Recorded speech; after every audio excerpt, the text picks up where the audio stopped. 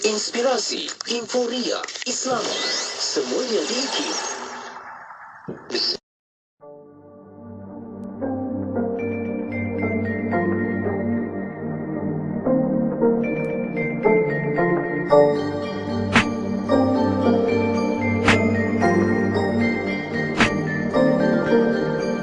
Sepohon kayu daunnya rimbun, lebat bunganya serta buahnya.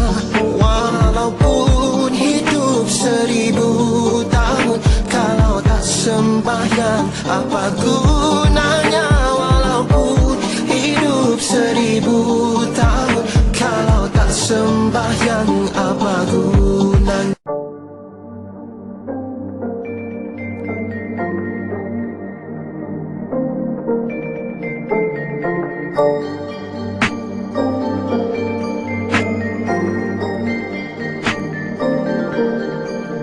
Sepohon kayu daunnya rimbun, lebat bunganya serta buahnya. Walaupun hidup 1000 tahun, kalau tak sembahyang apa gunanya? Walaupun hidup 1000 tahun, kalau tak sembahyang apa? Kurbatan min kurabid dunya, naffasallahu anhu kurbatan min kurabi yawmil qiyamah. Wa man yassara ala mu'sir, yassarallahu alaihi fid dunya wal akhirah. Wa man satara musliman, satarahu Allah fid dunya wal akhirah. Wallahu fi auni al-'abdi ma kana al-'abdu fi auni akhihi. ومن سلك طريقا يلتمس فيه علما سهل الله له به طريقا إلى الجنة. وما اجتمع قوم في بيت من بيوت الله يتلون كتاب الله ويتدارسونه بينهم إلا نزلت عليهم السكينة وغشيتهم الرحمة وحفتهم الملائكة وذكرهم الله في من عنده. ومن أبطأ به عمله لم يسرع به نسبه. رواه مسلم.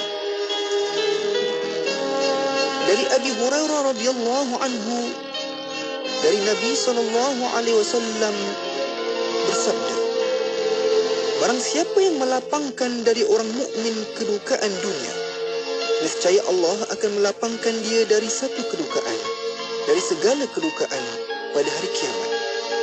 Dan barang siapa yang memudahkan atas orang yang susah, niscaya Allah akan memudahkan atasnya dalam dunia dan akhirat. Dan barang siapa menutupi rahsia seorang Islam, niscaya Allah menutupinya dalam dunia dan akhirat. Dan Allah selalu menolong hamba-Nya selama hamba-Nya itu dalam usaha menolong saudaranya. Dan barang siapa yang menjalani satu jalan untuk menuntut ilmu, niscaya Allah memudahkan baginya satu jalan kepada syurga. Dan tidak berhimpun satu kaum dalam satu rumah dari rumah-rumah Allah untuk membaca kitab Allah dan mempelajarinya di antara mereka, melainkan diturunkan ke atas perhimpunan mereka itu ketenangan, dan diliputi mereka itu oleh rahmat, dan dilingkungi mereka itu oleh malaikat. Dan Allah menyebut mereka kepada orang yang berada di sisinya. Dan barang siapa yang terlambat dengan dia amalannya, tidaklah akan segera naik dengan dia nisabnya, yakni keturunannya. Riwayat Muslim. Allahumma inni a'udzu bika minal kufri wal faqr. Allahumma inni a'udzu bika min 'adzabil qabr. La ilaha illa anta. Ya Allah, sesungguhnya aku berlindung denganmu dari kekufuran dan kekafiran. Ya Allah, sesungguhnya aku berlindung denganmu daripada azabku. tiada Tuhan selain Engkau. Bismillahirrahmanirrahim. La hawla wa la quwwata illa billah. لا حول ولا قوة إلا بالله. لا حول ولا قوة إلا بالله. لا حول ولا قوة إلا بالله. لا حول ولا قوة إلا بالله. لا حول ولا قوة إلا بالله. لا حول ولا قوة إلا بالله. لا حول ولا قوة إلا بالله. لا حول ولا قوة إلا بالله. لا حول ولا قوة إلا بالله. لا حول ولا قوة إلا بالله. لا حول ولا قوة إلا بالله. لا حول ولا قوة إلا بالله. لا حول ولا قوة إلا بالله. لا حول ولا قوة إلا بالله. لا حول ولا قوة إلا بالله. لا حول ولا قوة إلا بالله. Negeri Sembilan 102.7 FM.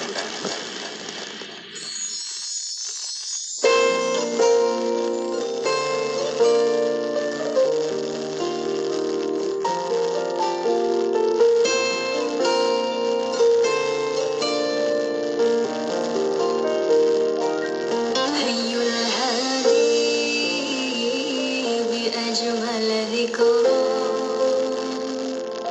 صلوا معنا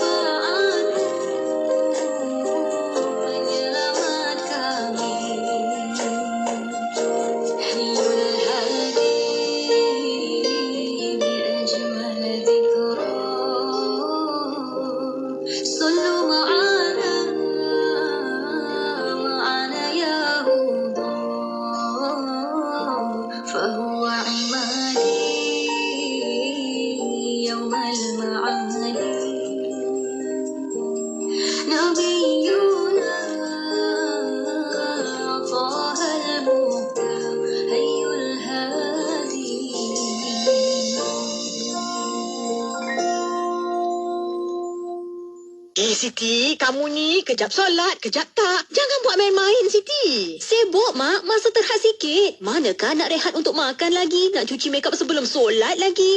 Dah tahu masa tu terhad. Carilah sesuatu yang memudahkan. Kamu tengok Sisa tu. Sempat aja dia nak bersih dan tanggalkan makeup sebelum wuduk. Dia pakai hot set kosmetik Nuraisa, Mak. Nuraisa kosmetik mesra wuduk tu. Habis tu, kenapa kamu tak pakai hot set kosmetik Nuraisa juga? Nuraisa kan kosmetik mesra wuduk. Permohonan adalah dipelawa daripada warga negara Malaysia yang berkelayakan untuk mengisi jawatan di Institut Kefahaman Islam Malaysia sebagai pengarah pusat media grade 54 Jusasi. Calon-calon hendaklah warga negara Malaysia dan berumur tidak kurang daripada 45 tahun pada tarikh tutup iklan jawatan, memiliki sekurang-kurangnya ijazah sarjana muda, kepujian daripada universiti-universiti awam atau kelayakan yang diiktiraf setaraf dengannya. Antara bidang tugas adalah mengurus keseluruhan operasi pusat media dengan memastikan matlamat dan objektif yang ditetapkan dicapai, merangka dan melaksanakan polisi, strategi dan pelan tindakan yang berkaitan dengan pusat media, serta mengarah dan menyelaras semua aktiviti-aktiviti unit di pusat media. Kemukakan permohonan anda kepada Unit Modal Insan Institut Kefahaman Islam Malaysia atau hubungi 03-6204-6374. Tarikh tutup permohonan sebelum atau pada 1 Jun 2023.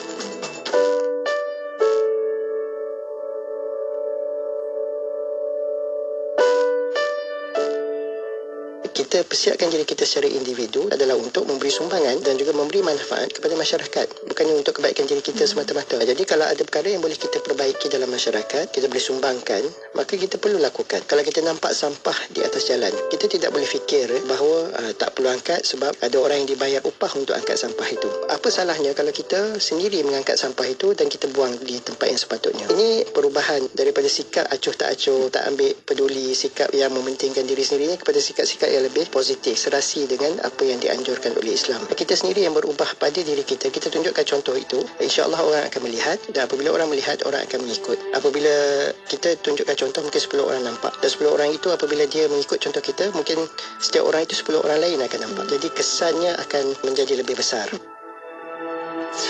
Carta Nasyid IKIM bersama saya Erwan Johari setiap Sabtu 10 pagi dan ulangannya setiap Ahad 9 malam menampilkan lagu-lagu popular, lagi terbaik dan info-info terkini artis nasyid kesayangan anda. Jangan lupa teruskan mengundi di www.ikim.my/Carta Nasyid IKIM. Semestinya di IKIM, inspirasi euforia Islami. 24 jam sentiasa mendampingi, indah dengan muzik Islami dan program dakwah. Allah Subhanahu wa taala kita melihat qada dan qadar. Dengarkan di IKIM, inspirasi euforia Islami. Ekspresi IKIM, inspirasi euforia Islami. Kabar orang muda keterbersiaran pada malam ini. Untuk bersama dengan sahabat pendengar, kita ada perkongsian dari bumi Madinah Al-Munawwarah untuk bawa kepada anda antara perkongsian cerita dan inspirasi insya-Allah untuk kita bawa bersama dalam kehidupan kita bersama dengan ahli farmasi, pegawai farmasi, petugas tabung haji di Madinah. Kita ada Encik Faizal. Assalamualaikum Encik Faizal. Assalamualaikum. Alhamdulillah. Terima kasih kerana sudi nak bersama kami malam ni. Borak-borak kita je sembang-sembang kan berkenaan dengan kehidupan dan juga sedikitlah sebagai inspirasi bersama anak-anak muda insya-Allah. Sebagai pegawai farmasi, sebelum tu sedikit latar belakang, asal dari mana, nama penuh dan sebagainya, silakan. Okey, bismillahirrahmanirrahim. Okey, nama saya Muhammad Faizal bin Maruf. Saya berasal daripada Tampin Negeri Sembilan. Okey, sekarang saya bertugas di Hospital Tuanku Puan Najihah Kuala Pilah Negeri Sembilan lah, di unit farmasi pesakit dalam. Sebenarnya saya telah berkhidmat hampir 15 tahun sebagai farmasi. Okey, agak senior lah kan. Tapi ada lagi yang lebih senior daripada saya lah. Okey, saya memperolehi ijazah sarjana muda farmasi. Dan alhamdulillah sambung lagi ijazah sarjana sains farmasi di UKM. Maksudnya lah. Wah, daripada memang farmasi lah yang memang memilih untuk farmasi. Satulah bila anak muda ni kata tentang farmasi ni, selalu kata belajar farmasi tu susah sama susah macam doktor. Kenapa tak jadi doktor? Macam tu. Okey. Itulah pertama sekali itulah memang akan ada orang bandingkan farmasi, doktor gigi. Tapi saya sebenarnya pilih farmasi ni sebab sebenarnya dari pendedahan awal oleh pensyarah di matrikulasi. Ada matrikulasi yang pensyarah. Memang pensyarah ada bagi pilihan. Ada farmasi, ada doktor. Biasanya kita banyak dengar tawaran untuk sambung pelajaran dalam bidang kedoktoran. Tapi bila pensyarah bagi pendedahan awal farmasi, dan masa tu peluang kerjaya pun luas. Jadi so why not saya cuba. Lagipun saya pun minat dalam ada beberapa mata pelajaran yang perlu fulfill dalam farmasi kan. Second sebab saya pun minat dalam biologi, kimia, maths yang mana berkait rapat dengan farmasi, dan juga dan juga macam saya bagi tahu dah, peluang kerjaya masa tu luas. Masa tu pun tak ramai ahli farmasi banding dengan sekarang kan. Jadi alhamdulillah masa tu habis je matrikulasi, dalam beberapa bulan lepas tu dipanggil untuk bekerja lah kita punya housemanship macam tu lah.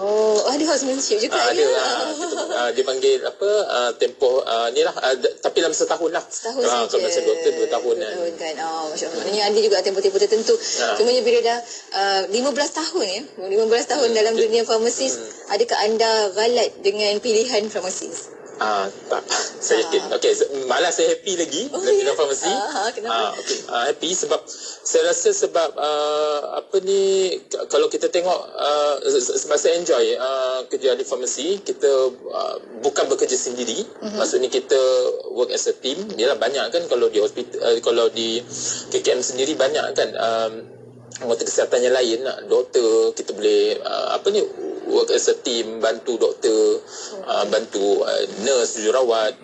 Jadi bukanlah kita macam berada di dunia farmasi saja. Jadi memang macam saya di Hospital Kuala Pilah, memang banyak saya bekerjasama dengan semua anggota kesihatan ni. Jadi kita boleh buat macam kita buat kajian contohnya. Jadi benda tu seronok. Jadi macam tak adalah orang kata bosan ke apa kan, macam bagi ubat je ke gitu kan. Dalam dunia farmasi sendiri ada banyak pecahan sebenarnya dunia farmasi. Kalau kita tengok dalam farmasi, kita tengok dari segi kerjaya lah kita kata. Tadi sebab saya kata bidang kerjaya farmasi ni luas kan. Kalau kita tengok di hospital, sama ada hospital swasta atau hospital kerajaan, banyak kita punya cabang-cabang ataupun unit-unit yang terlibat lah. Contohnya kita saya rasa semua pernah pergi ke farmasi, farmasi sakit luar, sakit bakar kat situ, and then kita buat juga perolehan, maksudnya kita buat pembelian ubat-ubatan, peralatan perkebuang, pharmacokinetic clinical tu di ward. Pharmacokinetic clinical tu kita akan ikut walk round dengan doktor. Jadi walk round di pesakit tu dengan doktor sakit pergi ke keterangan ward. Itu pun ada juga. Kita akan boleh consult pesakit sendiri lah, terus betul lah, maknanya beri suggestion pada doktor jugalah kiranya. Betul. Dan kaunseling ubatan. Kaunseling ubatan sangat penting. Kalau kita bagi pesakit ubat saja, end up dia pun tak tahu nak guna macam mana. Macam mana yang tahap keberkesanannya. Betul. Jadi ubat tu takkan berkesan. Contohnya kita bagi ubat mata. Ni titik 1 titik 3 kali sehari. Tapi betul ke tak dia guna, ataupun dia mungkin pertama kali guna ubat mata, kalau kita tak explain atau terangkan dengan lebih jelas macam mana nak guna ubat mata, dia secara simple ni lah, mungkin ubat tu tak dapat berkesan macam tu. Itu baru ubat mata. Kalau kita tengok ubat asma banyak insulin, itu lagi kita perlu bagi penjelasan yang lebih terperinci untuk pesakit boleh faham. Kadang-kadang bila kita first visit tu, pesakit dia boleh dengar saja. Kadang-kadang kaunseling ni bukan kaunselor yang apa kan, kaunselor ubatan kadang hampir setengah jam. Tapi kalau macam pengguna pertama untuk insulin, pen insulin, so kita akan bagi kaunseling hampir setengah jam lah. Jadi bila hampir setengah jam, kadang mungkin pesakit tak boleh nak dapatkan semua maklumat kan.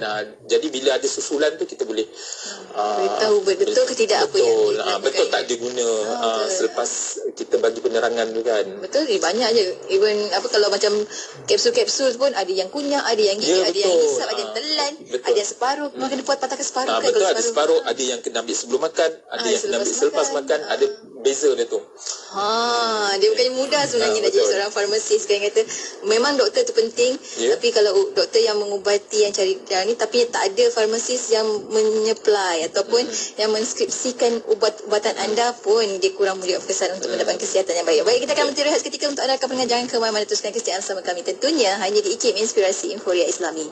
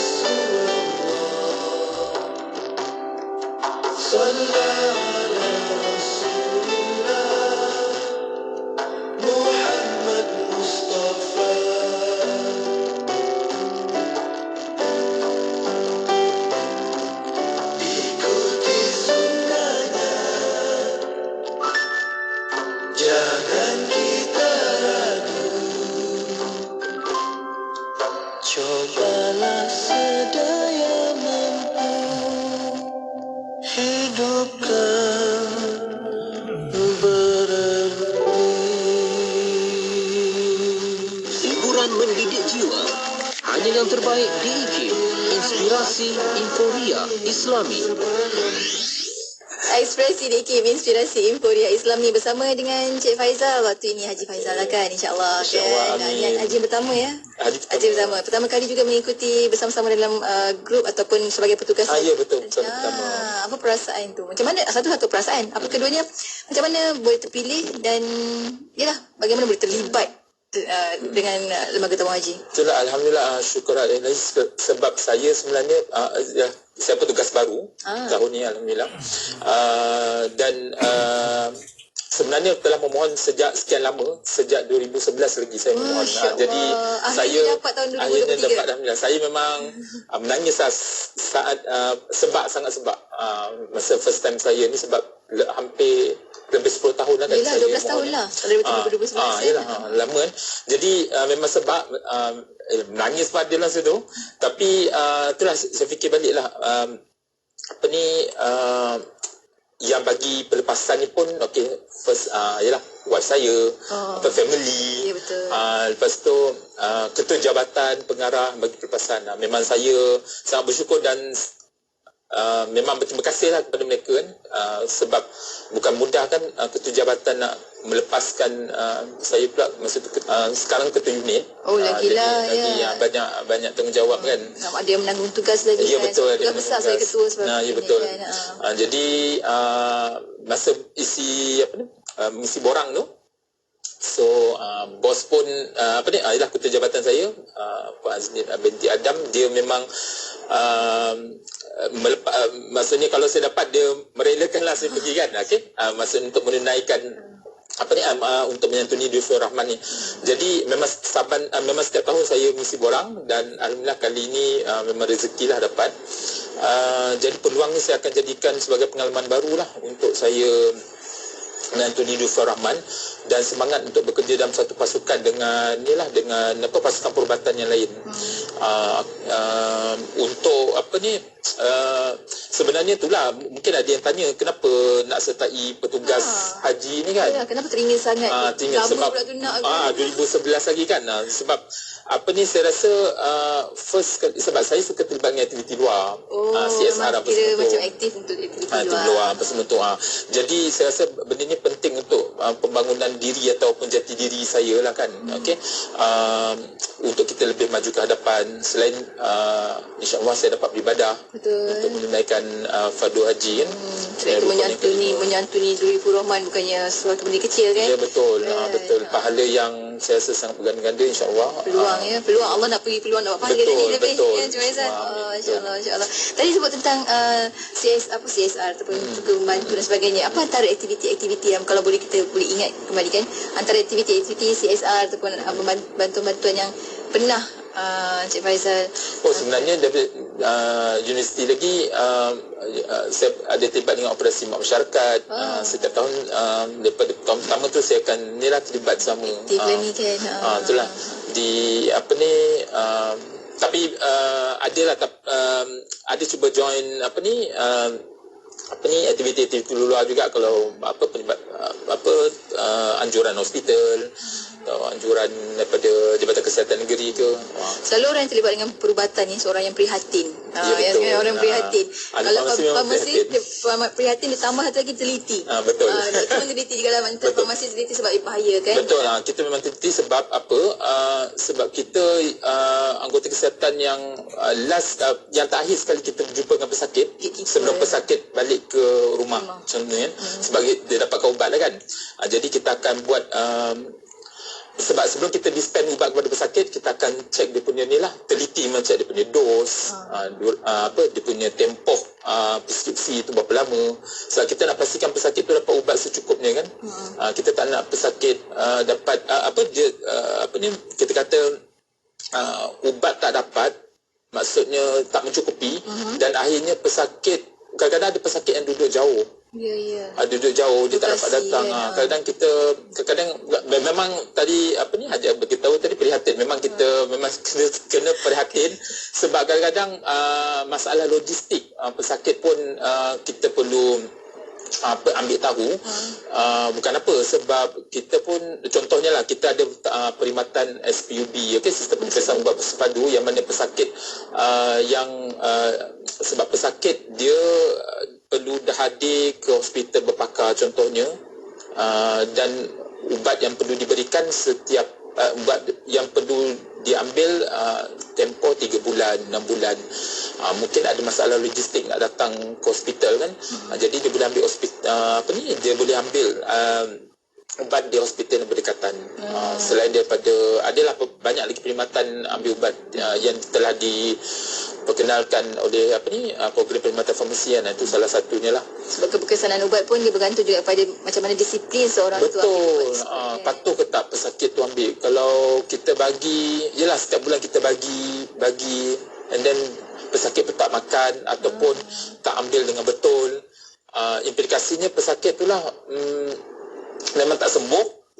Yang kita merisaukan mendapat sakit lain ataupun lebih teruk, betul, masuk ward, lagi sukar kan. Ya, sebab itu pentingnya ada farmasis. Allah. Cuma kan kita ke ujung-ujung juga antara nasihat lah kan, nasihat sebab orang dah berpengalaman. Kadang-kadang ni yang dengarkan kita ni pun anak-anak muda kan. Kadang-kadang masih berbelah bagi lagi nak ambil farmasis ke, macam mana masa depan dan sebagainya. Jadi sikit nasihat lah daripada Encik Faizal sendiri untuk Okey. Untuk adik-adik remaja di luar sana lah yang berminat, maksudnya maksudnya berminat untuk menjadi ahli farmasi. Okey, ahli farmasi, yalah banyak bidang macam seperti itu, bidang kesihatan yang lain kan. Okey. Okey, tapi untuk bidang farmasi ni first kali saya rasa perlu wujud minat mendalam lah untuk bidang mendalam dalam bidang sains. Sains tu banyak cabangnya kan. Okey. Kalau farmasi lebih kepada kimia ke? Biologi, kimia. Biologi tu nanti ada belajar anatomi, fisiologi. Okey. Itu juga dibelajar ya? Macam doktor juga ada, lah. itu tahun pertama memang akan belajar lah di benda tu. Tapi farmasi nanti sebab kita pakar ubat, kita pakar ubat. Jadi farmakologi tu memang kita punya bidang utama lah. Forte lah ya. Maksudnya setiap ubat tu ada dia punya macam mana cara bertindak setiap ubat tu. Kena faham buat ubat tu lah. Sebab tu kena jadi macam ahli kimia jugalah jadi juga. Ahli kimia, ahli biologi. Selain itu lagi? Selain tu okey, tanamkan diri untuk sentiasa ingin mencari dan menambah ilmu.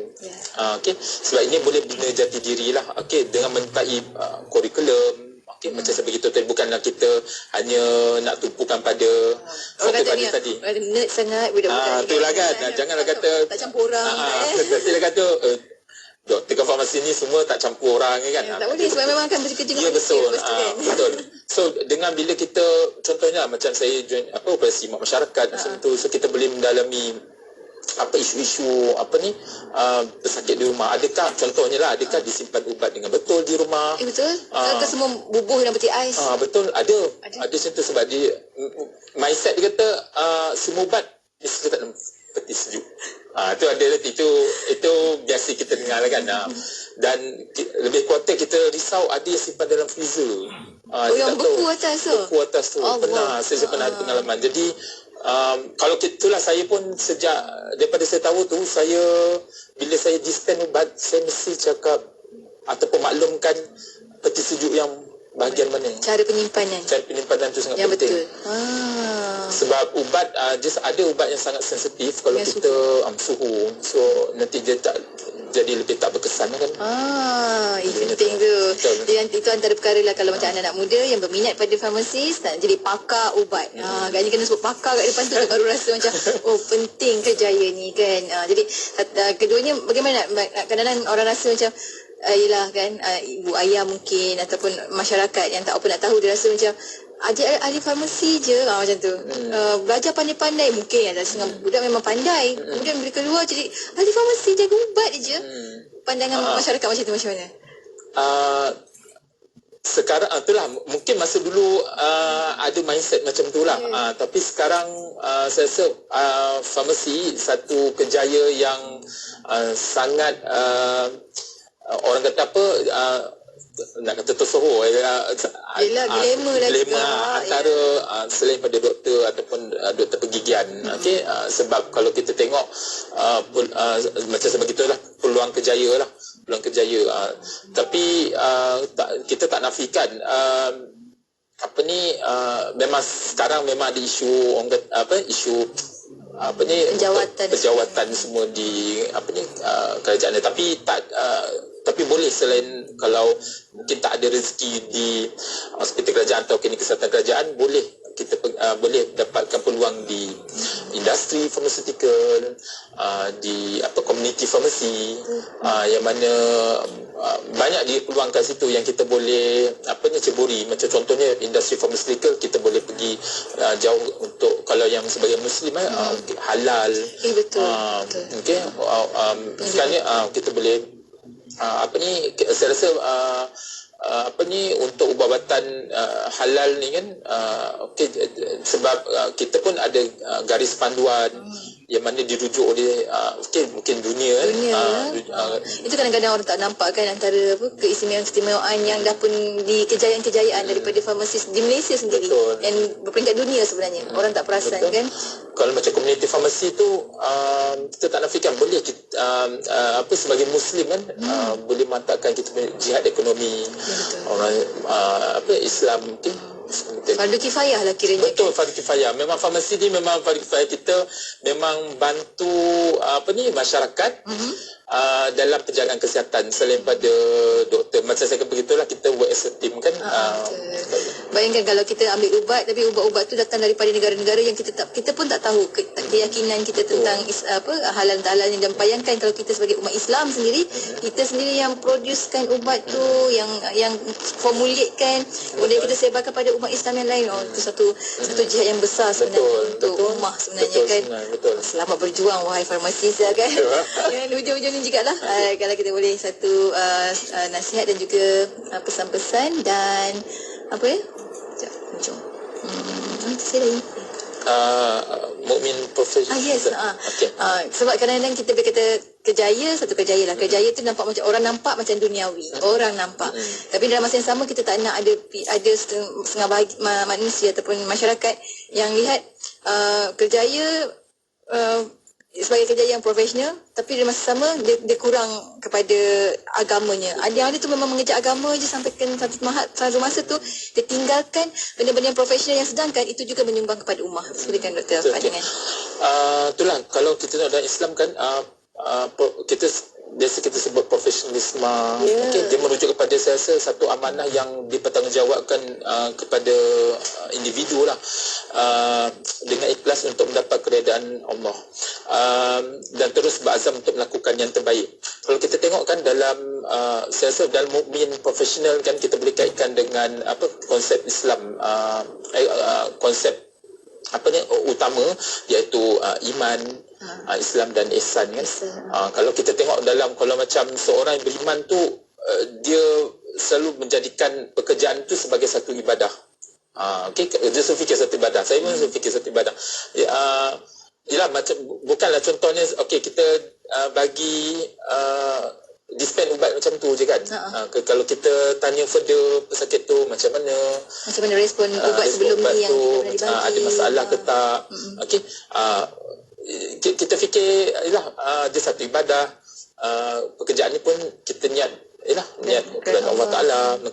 Jadi sebab bukan semua pekerjaan ni kita lakukan sebab atasan ataupun pelanggan ke ataupun nak pujian kan. Tapi kita mesti selalu fikir kita nak capai kedudukan tertinggi di sisi Allah Subhanahu Wa Taala. Itu Islam. Kalau macam kalau itu iman.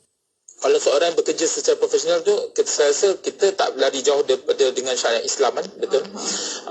Sebab kalau kita tengok tadi macam Hajar begitu tadi, memang kalau kita bidang farmasi memang dalam tuntutan fardu kifayah, yang mana kita dapat memberikan manfaat kepada orang lain dari segi babatan semua tu. Sebab kalau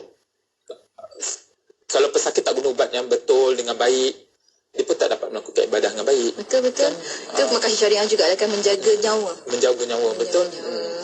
Jadi itulah kita bukan sekadar nak kerja pakcik pukul 8, pukul 5 dah balik macam tu. So kita fikir further. Itu sebab saya pun kadang terlibat juga dengan projek-projek inovasi, sertifikat macam tu untuk membantu projek inisiatif kualiti yang mana saya rasa membantu mengurangkan kesilapan pengubatan, medication error, yang mana kalau medication error ni dia menjadi memang KPI lah dalam KKM. Kita tak boleh lah dia berlaku medication error kan. Jadi kita selalu tambah baik untuk memastikan pesakit tambah baik kerja semualah, memastikan pesakit mendapat ubat yang betul, yang berkesan dengan ni lah. Kemudian kalau kita jadikan Islam sebagai cara hidup kan, kita selalu mesti maksudnya kalau kita selalu jadikan Islam secara hidup, kita mesti ada satu kita panggil azam untuk kita nak tingkatkan kita punya nilai kepimpinan, nilai profesionalisme, ilmu kena sentiasa update. Walaupun dah 10 tahun dekat universiti, lebih daripada 10 tahun, kita kena sentiasa update. Bukan update, update ubah-ubatan pun banyak yang baru. Betul. Inovasi, penambahbaikan ni semua. Lepas tu integriti. Integriti memang bukan untuk kepentingan kita, bukan kepentingan pribadi lah, semangat pemasukan dan nilai positif yang lain lah. Dan terakhir tadi yang saya beritahu tadi, ihsan kan. Ihsan ni kalau kita tengok, macam saya beritahu dah lah, okey, kita mesti perlu ada empati. Bukan simpati dia, empati mungkin ada. Kita mendalami apa yang pesakit rasa. Walaupun kita sakit. Betul, walaupun kita tak sakit. Kadang-kadang bila pesakit tu cerita, okey, kita dengar je lah. Kita kalau betul-betul empati lah, kita boleh dapat rasa menyelami apa yang pesakit tu rasa. Kenapa dia tak ambil ubat dengan betul. Kita kadang kata kenapa tak ambil, kenapa tak patuh ubat. Kalau kita mendalami, mungkin kita korek apa semua tu, mungkin waktu kerja dia sibuk, mungkin shift kerja dia waktu lain, mungkin macam penyimpanan, mungkin keadaan rumahnya tak sesuai untuk simpan ubat, tak kondusif semua tu. Jadi benda kat situ penting. Penting jadi orang prihatin ni. Kan? Betul. Okey. So tak mementing, mementingkan orang lain lah. Okey, so tadi berkemanusiaan. Okey. Saya rasa kalau kita cakap tentang ihsan ni, kita tak lari dengan, kita cakap dengan niat yang ikhlas. Okey, rapi dan bekerja dan melakukan atau menyelesaikan sesuatu pekerjaan tu sehingga akhir. So impact dia nanti, kita boleh jadi ahli farmasi yang ahli farmasi muslim yang beretika, menghasilkan kerja yang berkualiti, okey, membantu mencapai matlamat organisasi, KPI, okey, semua itulah, dan mewujudkan organisasi yang cemerlang. Ya, masya-Allah. Ni kan dia bukannya satu kerja yang biasa-biasa sebenarnya, kan, sebab dia memasukkan kegembiraan kepada orang. Kalau orang semakin sihat, semakin baik, kualiti hidupnya semakin elok, ibadah semakin tenang, jadi dia lebih baiklah katanya, kan, lebih gembira, lebih bahagia, insya-Allah, memasukkan kegembiraan dalam hidup manusia. Hujung kata-kata akhir sebagai penutup, silakan. Okey,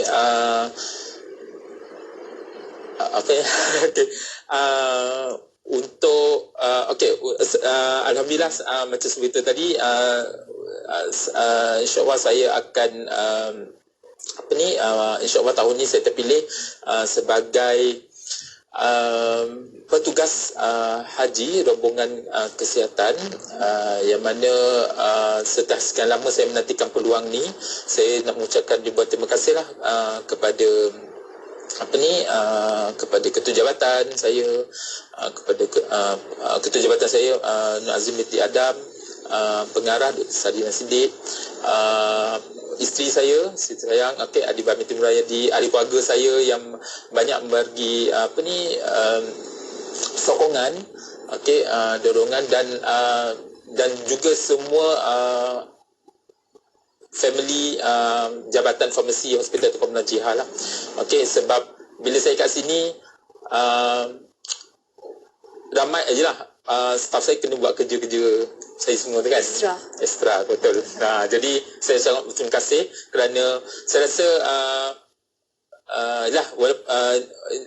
ini rezeki yang saya sangat tunggu-tunggukan lah. InsyaAllah saya akan berikan perkhidmatan yang terbaik untuk menyantuni Dufur Rahman lah. Itu saja ke? Terima kasih banyak, Ada nak tambah lagi ke? Tak, terima kasih, dah lengkap dah. Terima kasih banyak, Cik Faizal. Saya rasa semakin teruja untuk anak-anak muda menyertai pasukan farmasi. Bukan sekadar di tanah air, sampai ke bumi Madinah anda boleh bertugas, insya-Allah, kalau terpilih, kan. Semua tu adalah rezeki dan izin Allah SWT. Nak berikan kesihatan pada orang pun izin Allah SWT. Tapi usaha anda membantu mereka untuk dapatkan preskripsi ubat yang terbaik untuk mereka, ini sangat-sangat membantu untuk memasukkan kegembiraan, kesihatan juga pada hidup manusia, insya-Allah. Terima kasih banyak Dr. Encik Faizal sekali lagi. Sampai kita bertemu lagi lain masa, insya-Allah. Semoga terus maju jaya. Assalamualaikum. Waalaikumsalam warahmatullahi wabarakatuh. Dan untuk anda sahabat pendengar, teruskan kesetiaan bersama kami, tentunya hanya di IKIM Inspirasi Inforia Islam.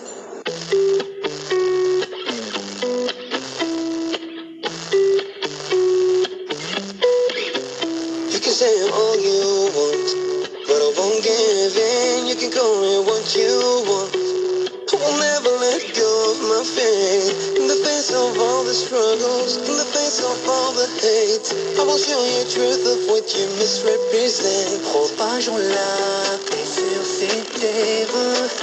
Entre nous, il n'y a pas de frontières. Et tu ressens de la haine, alors suis-moi, viens, je t'emmène. Why can't we all be as one? Let's stay together, everyone. Let us celebrate our difference, respect and love for all. Let them see the beauty of our way of life. Malgré nos différences, nous sommes tous frères, loin de nos divergences. Ensemble en prière, mon frère, issus d'une seule famille, c'est Dieu qui nous rassemble. On est tous descendants des Vedantam. Sibar Islam seluruh dunia, semai kasih cinta sejahtera. Luas ilmu Tuhan hamparkan, bukalah hati dan terimalah pandangan. Why can't we all be as one? Let's stay together, everyone. Meraihkan perbezaan, memandang sayang semuanya, pahami keindahan cara hidup kita.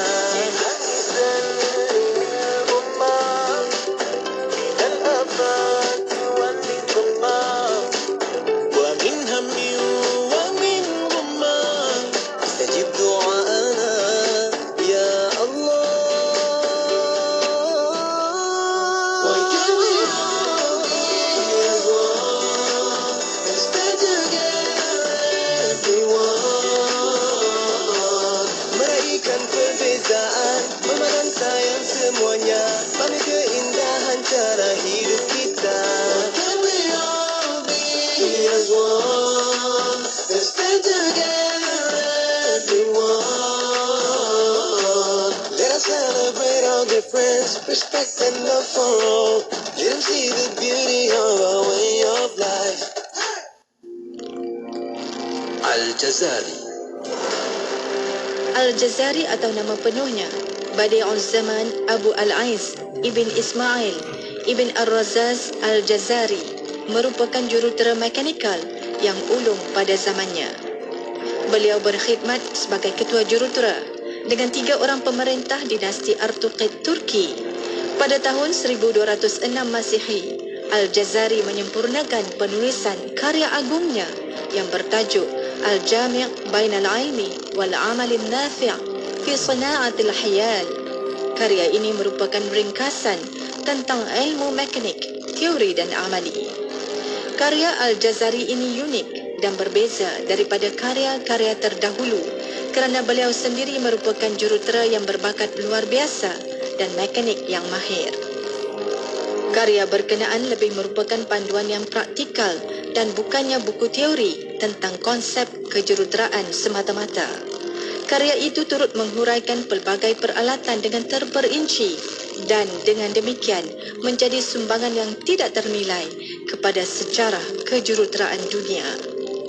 Al-Jazari menghuraikan 50 peralatan mekanikal atau mesin dalam 6 kategori yang berbeza dengan menggunakan ilustrasi mini berwarna yang menarik.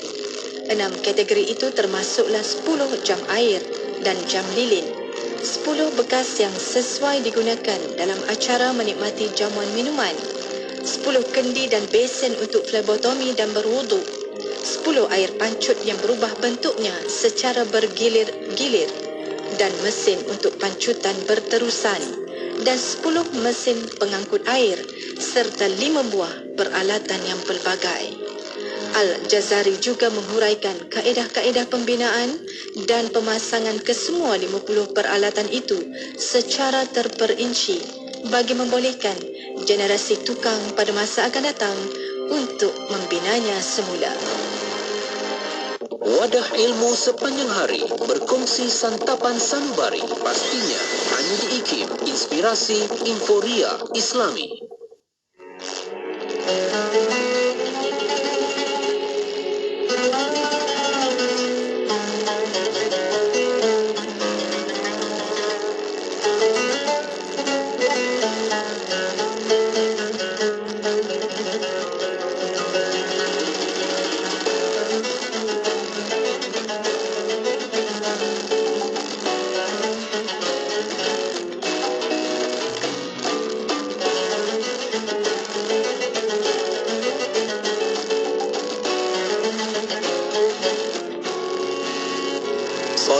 عليك الله يا عدناني يا مصطفى يا صفوة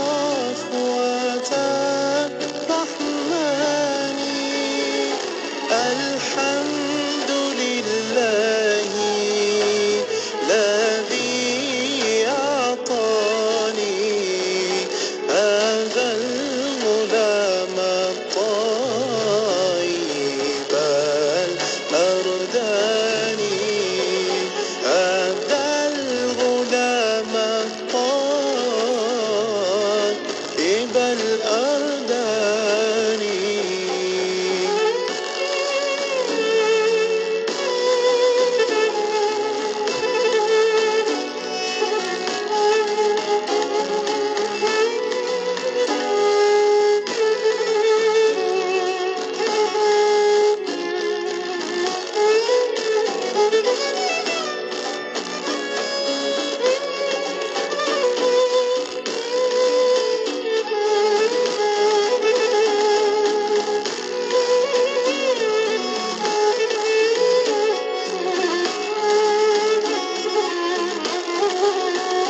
Ya Rabbi khayalku hanya ada ia dan lubuk hatiku dipenuhi ia kekasih hatiku pujaan jiwaku Nabi Muhammadku Salla alaika Allah Nabi Muhammadku Salla alaika Allah.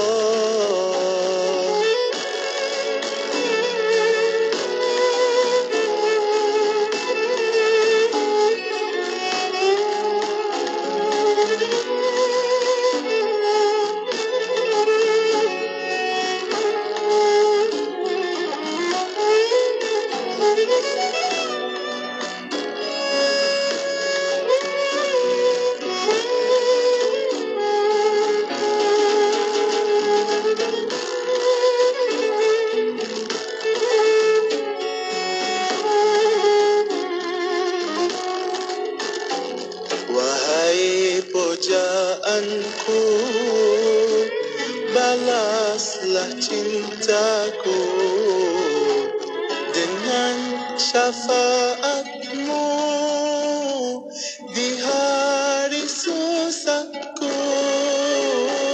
Aku sang perindu berharap cintamu Nabi Muhammadku Salla alaika Allah Nabi Muhammadku Salla alaika Allah.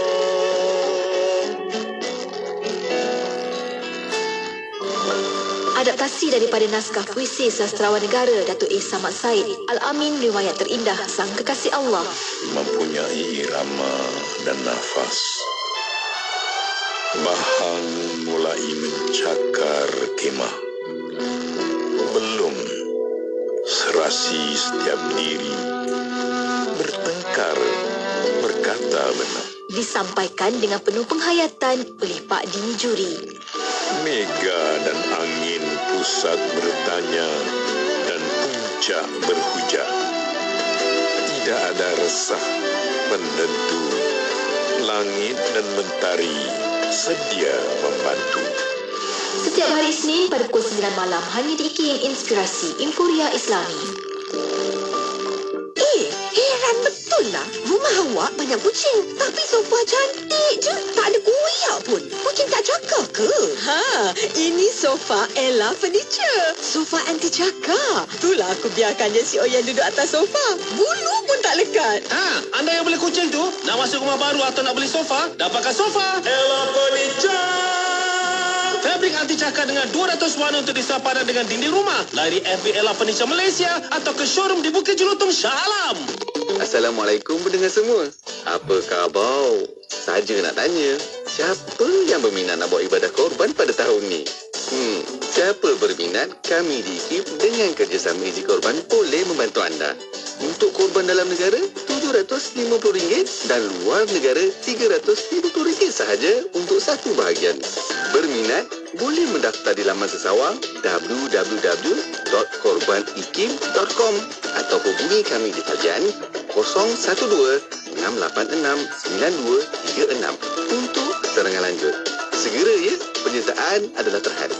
Di era digital ini, kita perlu memiliki ilmu mengetahui keselamatan cyber. Maka sebagai warga digital, kita harus fasih digital, iaitu bertingkah laku positif, beretika, berintegriti dan bertanggungjawab ke atas apa yang dilakukan di dalam talian. Menilai sesuatu informasi yang diterima dengan bijak sebelum berkongsi agar tindakan tersebut tidak memudaratkan. Jadilah warga digital yang berhemah demi kesejahteraan bersama. Sentiasa bijak, sentiasa selamat. Saya Datuk Colonel Mustafa bin Ahmad, Naib Presiden Kanan Cyber Security Malaysia, bersama-sama ke arah kesejahteraan cyber. Rancangan ini dibuat turun daripada podcast IKIM FM, pilihan utama anda.